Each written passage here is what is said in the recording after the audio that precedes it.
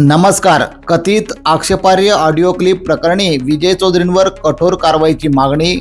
राष्ट्रवादी युवक काँग्रेस शरद पवार गट आक्रमक. कथित आक्षेपार्ह ऑडिओ क्लिप प्रकरणावरून नंदुरबार जिल्ह्यातील राजकारण पुन्हा तापले आहे. राष्ट्रवादी काँग्रेस शरदचंद्र पवार गट युवक काँग्रेसचे प्रदेश सरचिटणीस डॉक्टर तुषार सननसे यांनी भाजपचे माजी महामंत्री विजय चौधरी यांच्यावर कठोर कारवाई करून पक्षातून हकालपट्टी करण्याची मागणी केली आहे.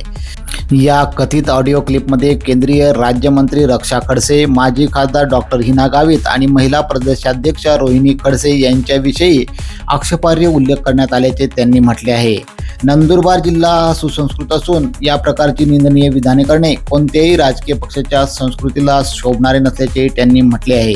केवळ वरिष्ठ नेत्यांच्या नजरेत भरण्यासाठी राजकीय प्रसिद्धीसाठी एखाद्याची बदनामी करणारे वक्तव्य करणे अत्यंत निषेधार्ह असल्याचेही त्यांनी नमूद केले आहे.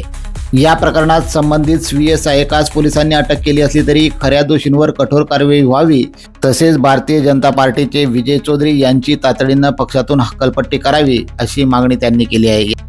निवेदन सादर करतेवेळी राष्ट्रवादी युवक काँग्रेस शरदचंद्र पवार गटाचे जिल्हाध्यक्ष निलेश पाटील यांच्या मार्गदर्शनाखाली प्रदेश सरचिटणीस डॉक्टर तुषार सननसे, जिल्हा उपाध्यक्ष बाळासाहेब मोरे, सोशल मीडिया जिल्हाध्यक्ष प्रतीक पाटील, नंदुरबार युवक शहराध्यक्ष अल्मश मिया, युवक जिल्हा उपाध्यक्ष प्रणय पाटील, शोएब मिया, दिनेश पाटील यांच्यासह पदाधिकारी उपस्थित होते. KTN news network, Nandurbar.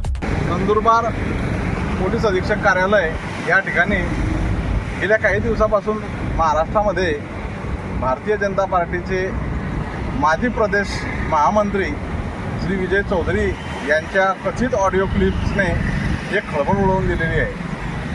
या क्लिप्समध्ये आमचे नेते राष्ट्रवादी काँग्रेस पक्षाचे आमदार व माजी मंत्री एकनाथरावजी खडसे साहेब आणि त्यांचे कुटुंबीय यांच्या विरोधात अतिशय अश्लाघ्य भाषेमध्ये त्यांनी जे वक्तव्य केलेलं आहे त्यामध्ये केंद्रीय राज्य युवक क्रीडा मंत्री श्रीमती रक्षाताई खडसे, या जिल्ह्याच्या माजी खासदार हिनाताई गावित, डॉक्टर विजयकुमार गावित यांच्या संदर्भामध्ये अतिशय अश्लील अशा भाषेमध्ये वक्तव्य केलेलं आहे आणि महिलांचा जो या तमाम महाराष्ट्रातील महिलांचा यामध्ये अपमान झालेला आहे. तर त्या संदर्भामध्ये आज आम्ही SP ऑफिस कलेक्टर आपल्या मॅडम अश्विनी सानप मॅडम यांना निवेदन दिलं आहे. भारतीय जनता पक्ष हा सुसंस्कृत पक्ष आहे.